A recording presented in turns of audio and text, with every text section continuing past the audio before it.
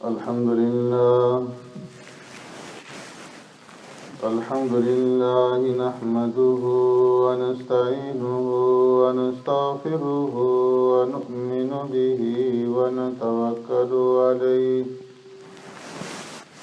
ونعوذ بالله من شرور أنفسنا ومن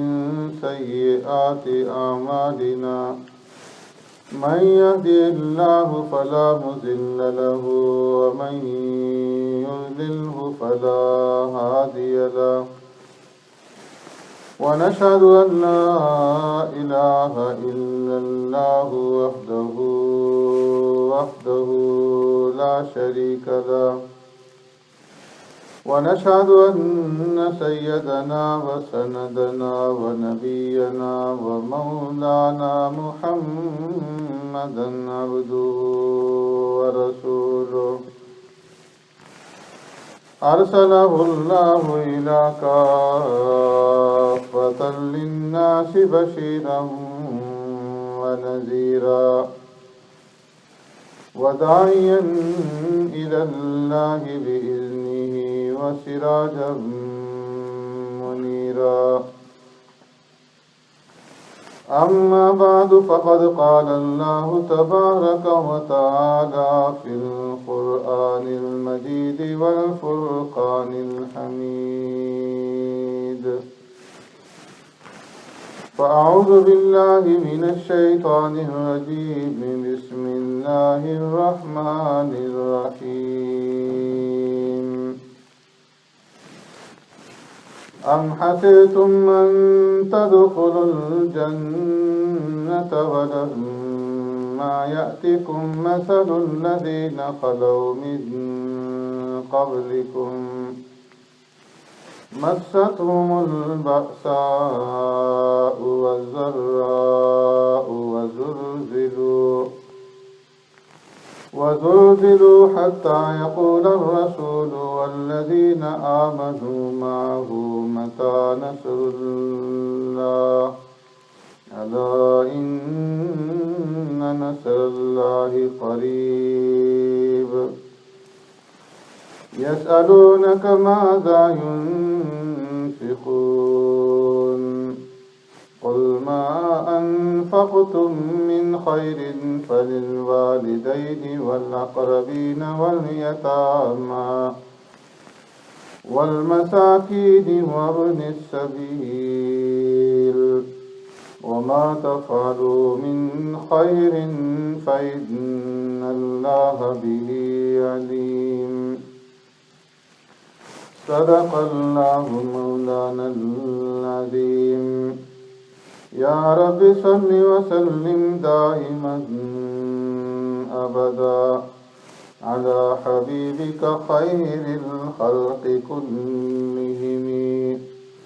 هو الحبيب الذي ترجى شفاعته بكل هود من الأهوال مقتحم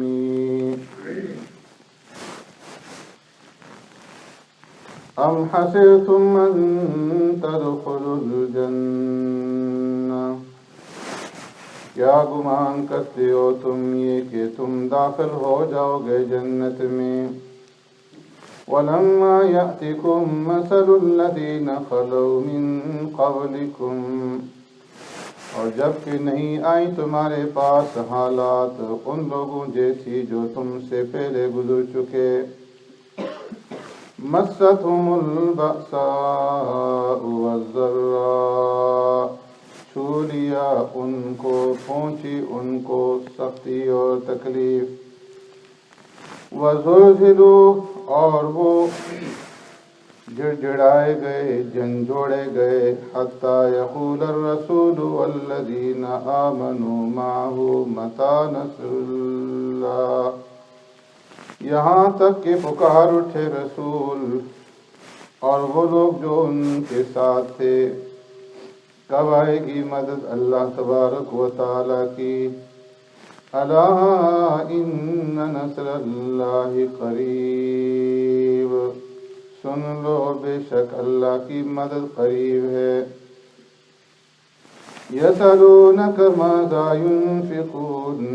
اے محبوب صلی اللہ علیہ وسلم آپ سے یہ لوگ پوچھتے ہیں کیا خرچ کریں اور کہاں خرچ کریں۔ قل ما انفقتم من خیر، فرمایا جو کچھ بھی تم خرچ کرو بھلائی میں سے، وَلِلْوَالِدَيْنِ وَالْأَقْرَبِينَ، بس اس کے سب سے زیادہ حقدار تمہارے ماں باپ ہیں اور رشتہ دار ہیں، وَالْيَتَامَى وَالْمَسَاكِينَ، اور یتیم ہیں اور مسکین ہیں، وَابْنِ السَّبِيلِ اور مسافر ہیں، وَمَا تَفْعَلُوا مِنْ خَيْرٍ فَإِنَّ اللَّهَ بِهِ عَلِيمٌ، اور جو کچھ بھی کرو گے تم نیکی اور بھلائی میں سے، بس بے شک اللہ تبارک و تعالیٰ اس کو خوب جاننے والا ہے۔ آمنت باللہ و بآیاتہ،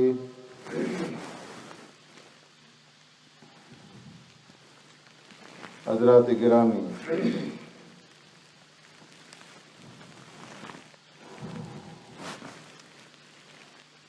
پہلی آیت کریمہ کا شان نزول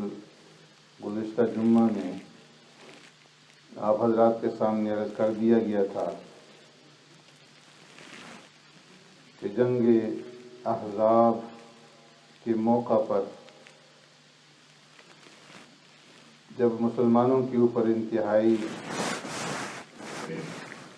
تکلیف دہ حالات آئے تو اس موقع پر منافقین مسلمانوں کو طعنہ دینے لگے اور مسلمانوں سے یہ کہنے لگے ما وعدنا اللہ ورسولہ الا غرورا، کہ تم سے علیاذ باللہ اللہ اور اللہ کے رسول صلی اللہ علیہ وسلم نے جو وعدہ کیا تھا وہ نرا دھوکہ تھا۔ اگر یہ اللہ کے سچے نبی اور رسول ہوتے اور یہ دین سچا ہوتا تو اللہ کی مدد آ جاتی۔ تو اللہ تبارک و تعالیٰ نے منافقین کے اس طعنے کے جواب میں اور مسلمانوں کو ہمت دلانے کے لیے اس آیت کریمہ کو نازل فرمایا۔ فرمایا کہ ام حسبتم من تدخلوا الجنہ ولما يأتكم مثل الذين خلوا من قبلكم مستهم البأساء والضراء، کیا تمہارا یہ خیال ہے کہ تم یوں ہی جنت میں داخل ہو جاؤ گے اور تمہارے اوپر آزمائشیں نہیں آئیں گی، تکلیفیں نہیں آئیں گی، جبکہ حقیقت یہ ہے کہ تم سے پہلے جو لوگ تھے ان کے اوپر بھی آزمائشیں اور تکلیفیں آئیں، اور اس قدر آزمائشیں اور اس قدر تکالیف آئیں اور اس قدر انہیں ان تکالیف اور آزمائشوں کے ذریعے سے جھنجھوڑا گیا کہ جو اس وقت کے رسول تھے اور اس رسول کے اوپر ایمان لانے والے اہل ایمان تھے، وہ یہ بول پڑے کہ متی نصر اللہ، اللہ کی مدد کب آئے گی۔ ان کا یہ کہنا کہ اللہ کی مدد کب آئے گی شبہ کے بنا پر نہیں تھا کہ انہیں کوئی شک تھا، بلکہ وقت کے اعتبار سے کہ کس وقت اللہ تبارک و تعالیٰ کی مدد آئے گی اور کس شکل کے اندر آئے گی، اور پھر اللہ رب العزت نے ان کی مدد فرمائی۔ تو اسی طریقے سے اے مسلمانوں، تمہیں بھی آزمایا جائے گا اور تمہارے اوپر بھی تکالیف اور مشقتیں آئیں گی، اور پھر اس کے بعد اللہ تبارک و تعالیٰ کی مدد بھی آئے گی، اور اس موقع پر تم اب اس نہج پر پہنچ چکے ہو، اس حالت پر پہنچ چکے ہو کہ اللہ کی مدد آ جائے۔ تو الا ان نصر اللہ قریب، اللہ رب العزت کی مدد قریب ہے۔ معلوم ہوا کہ ہر دور کے اندر اہل ایمان کی آزمائش ہوئی، اور اس دور کے اندر بھی اہل ایمان کی آزمائش ہوئی. سرکار دو عالم صلی اللہ علیہ وسلم کے زمانے میں بھی صحابہ کو بھی آزمایا گیا, تابعین کے زمانے کے اندر بھی, بعد کے ادوار میں بھی, اور قیامت تک اہل ایمان کی آزمائش ہوگی. ان کے اوپر حالات آئیں گے, سختیاں اور تکالیفیں آئیں گی, اور ان کو جھنجھوڑا جائے گا. اللہ تبارک و تعالی نے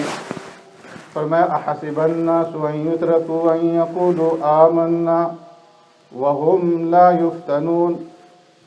وَلَقَدْ فَتَنَّا الَّذِينَ مِنْ قَبْلِهِمْ فَلَيَعْلَمَنَّ اللَّهُ الَّذِينَ صَدَقُوا وَلَيَعْلَمَنَّ الْكَاذِبِينَ.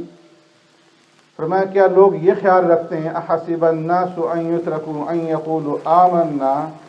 کہ وہ صرف آمنا کہہ لینے کے بعد چھوڑ دیے جائیں گے کہ ہم ایمان لے آئے, ہم مسلمان ہیں, ایمان والے ہیں, اور صرف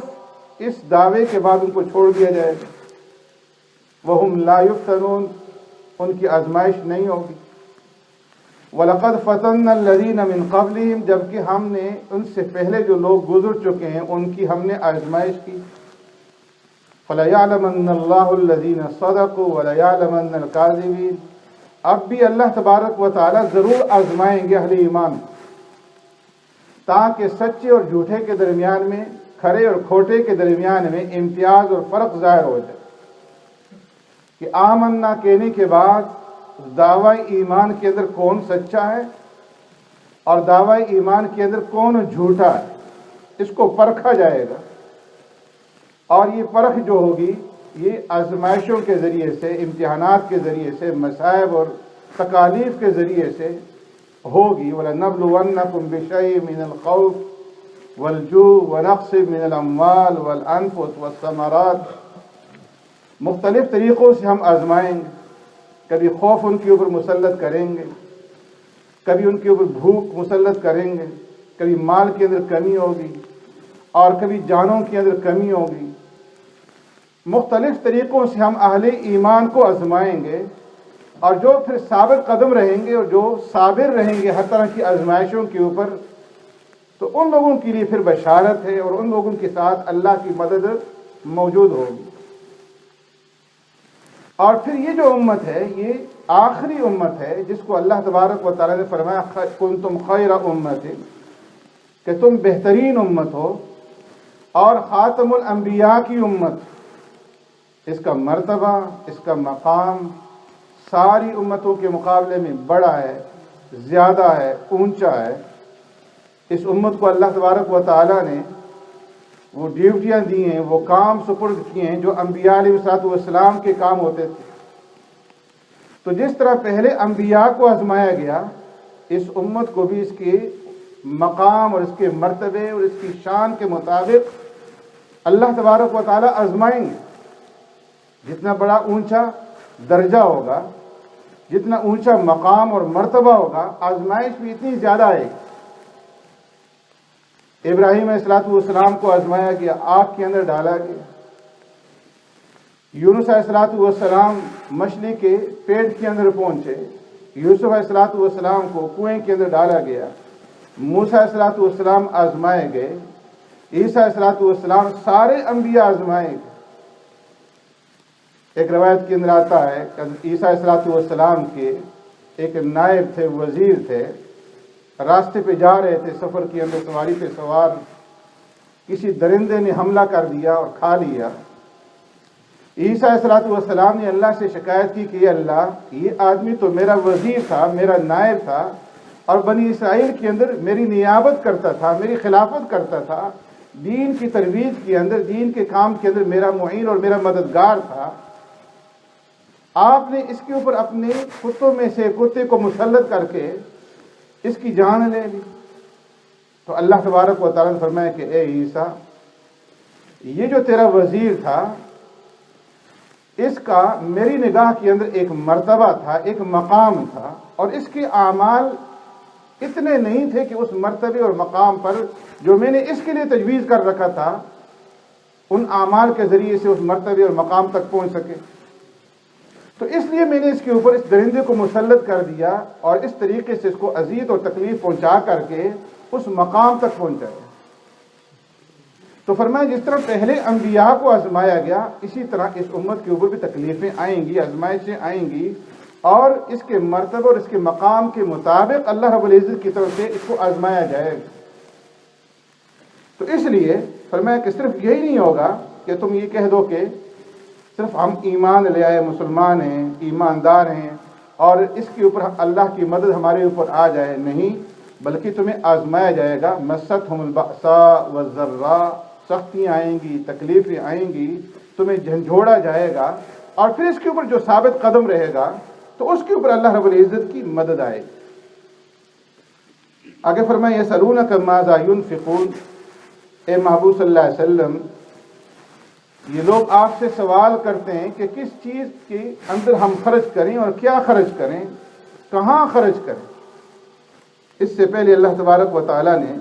شروع میں نے عرض کیا تھا کہ لیس البر سے ابواب البر کا سلسلہ جو ہے اللہ تبارک و تعالیٰ نے شروع کیا ہے۔ یہاں پر شریعت کے احکامات بیان کیے گئے ہیں، درمیان میں تھوڑے سے مقام کے اندر اللہ تبارک و تعالیٰ نے اس بات کا حکم دیا کہ ادخلوا فی السلم کافہ، اسلام میں پورے کے پورے داخل ہو جاؤ، اور پھر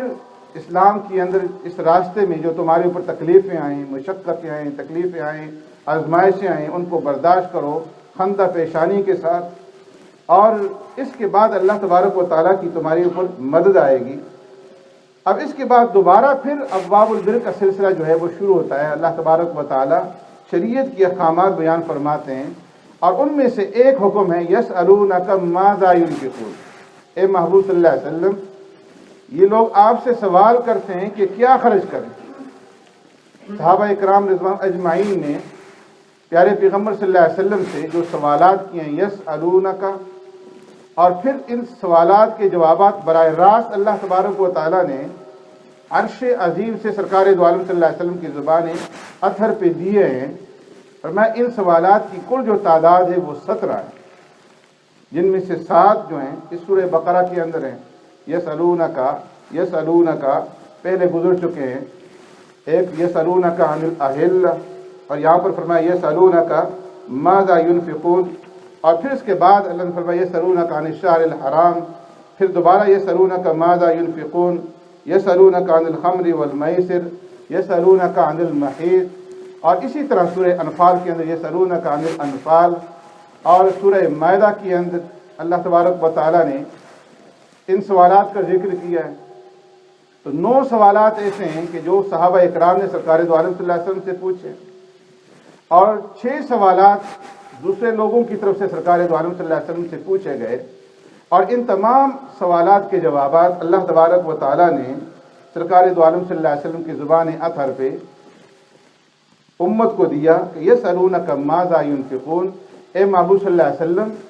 ان سوالات میں سے ایک سوال یہ ہے کہ یہ لوگ یہ پوچھنا چاہتے ہیں کہ ہم اللہ رب العزت کے راستے میں کیا خرچ کریں اور کن مصارف کے اندر خرچ کریں۔ یہ سوال کرنے والے کون تھے؟ فرمایا کہ یہ صحابی تھے عمر بن جموح رضی اللہ تعالی عنہ، جو ایک بوڑھے صحابی تھے، مالدار صحابی تھے۔ اللہ تبارک و تعالیٰ نے ان کو مال اور دولت سے نوازا تھا، اور انہوں نے سرکار دو عالم صلی اللہ علیہ وسلم سے یہ سوال کیا تھا۔ سبحانک اللہم و بحمدک، نشہد ان لا الہ الا انت،